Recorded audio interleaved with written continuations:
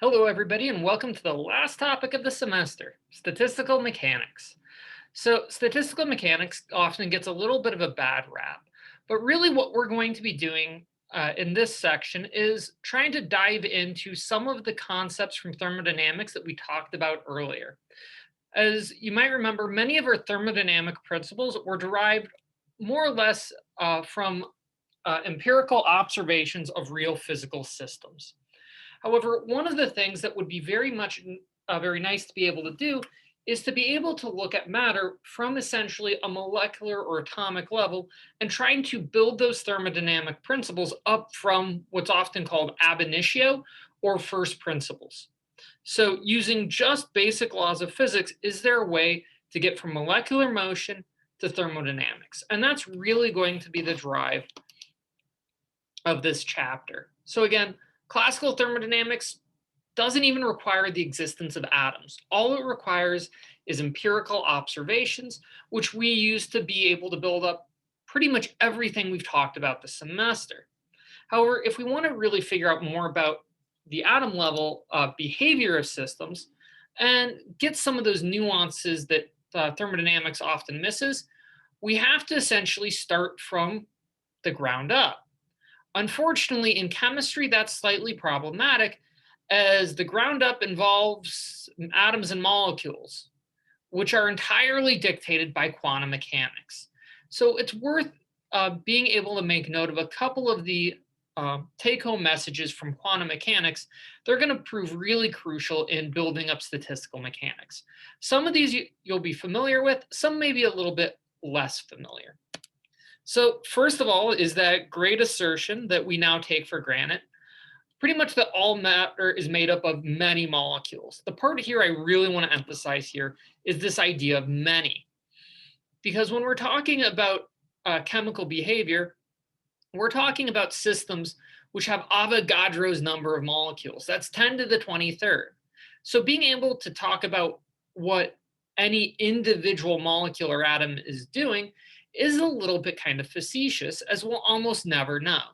Instead, what we're really going to have to look at is more of the group or net behavior of this rather large group. And again, one of the other important things to keep in mind is that each of these molecules in turn is being composed of atoms, sometimes one or two, sometimes hundreds or even thousands. Now, a lot of the behavior of the molecules is going to be driven by a very important first principle. And that's this idea that atoms are in constant motion. So you are never going to find just an atom sitting stationary. It's always moving. And in turn, that means that these molecules are also always moving. And this movement is going to impart certain types of motion and energy.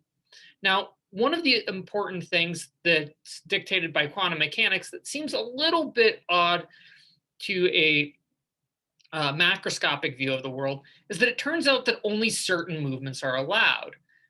It turns out that you can only essentially translate or move in three directions at very specific speeds. Only certain rotations are allowed.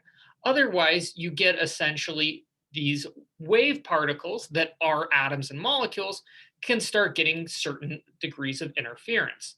And to avoid that interference, only certain speeds of motion or directions are actually going to be allowed.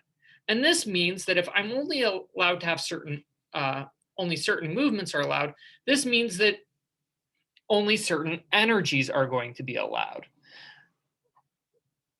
Because each of these motions are going to have their own related energy, essentially given by our good old friend mv squared. If you know the velocity and the mass of the object, you should be able to back out the kinetic energy. Unfortunately, part of the problem with that is if I'm only allowed certain movements or speeds, this means I'm only allowed certain energies. So all of these motions are going to be divided into discrete energy levels. And these discrete energy levels are going to kind of throw things a little bit off when we're trying to determine the behavior of a system, especially when we account that we also are going to have certain degrees of electron arrangements or movements. And these are also going to be divided into distinct energy levels. So we now have a whole bunch of different energy levels we have to worry about.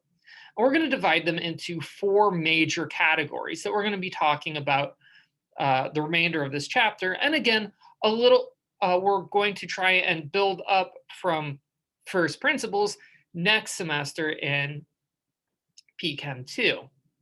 However, our first major movement is one that we're quite familiar with from the beginning of the semester, which is translations. Because it turns out that any molecule can move in three dimensions, the x direction, y direction, and z direction. But also, if you have more than one atom, you also have a certain degree of rotations allowed. As we've talked about before, you have 2 rotations allowed if you're a linear molecule, 3 if you're a nonlinear. However, if you also have more than one atom, each of your bonds can also have a certain characteristic vibration. And in fact, you're actually going to have many vibrations, which we'll again talk about a little bit later. But each of these vibrations is also going to have its own related energy. And one way to think about this is that since all of my atoms are in constant motion, we also have to worry about them being in motion with respect to each other. So these 2 oxygen atoms can essentially try and move away from the carbon atom and then move back towards. Well, this movement back and forth fits a certain kind of energy description called the Morse potential. And it turns out that to avoid essentially quantum mechanical interference, only certain velocities of rotation or of vibration are going to be allowed. And this gives us our vibrational energy levels. Now, it turns out that the Morse potential is a little bit inconvenient to work with, so we're often going to describe our system with a harmonic potential. If you've had physics, this is going to be familiar as a spring model, because this is the same exact sort of potential that we fit to objects moving back and forth on a spring. And so we can describe essentially each of these vibrations as behaving like it's on a spring. And this is going to do very well for to describe the vibrational levels that are most frequently occupied, essentially these near ground state ones, which we're going to be focusing on a little bit later. And then we have our final type of energy levels, and these are electronic. So with our electronic energy levels, these are essentially given by good old-fashioned molecular orbital theory, which you might remember from Gen Chem. Each of the electrons are going to be put into a molecular orbital with a discrete energy. Now, one of the important things to keep in mind about these energy levels is which ones are close together and which ones are far apart. As you may imagine, the translational energy levels are very tightly packed. Their energy separation is very, very small. However, by the time you get to rotations, these become slightly further apart, and it's much easier to observe discrete rotational energy levels. Vibrational energy levels, you should already be fairly familiar with measuring, because this is exactly what we measure using infrared spectroscopy, as you're literally watching how much energy it takes to move from, say, one energy level to the energy level directly above it, whether it's the 0 to 1 or 1 to 2. This characteristic absorption frequency is what makes up an IR spectra. Electronic vibrations are even higher energy, and this is what we monitor using UV vis. So again, in terms of small separation to largest, translations, rotations, vibrations, electronic. However, one of the things that's very important about knowing that we have these multiple different types of energy levels with distinct energies is that it means that I can break down the whole molecular energy for the entire molecule into these discrete energy levels, which we're going to represent as EI, where the molecule is going to be in state I with characteristic energy E. And we've already observed the importance of having different energy levels on observable properties in kinetic gases, as each different energy will result in a discrete pressure applied to the applied to the container that the gas is contained. And so we're going to be applying a lot of these same principles we developed for the kinetic gas, but more for a bulk ensemble and for other properties. So one of our key goals using StatMech is going to be trying to use these energy levels to determine how probable it will be that a molecule is going to occupy any given energy level. Now, if I know how probable it is for any given molecule to occupy any given energy, then I can try and scale these up to macroscopic systems by using what's called an ensemble.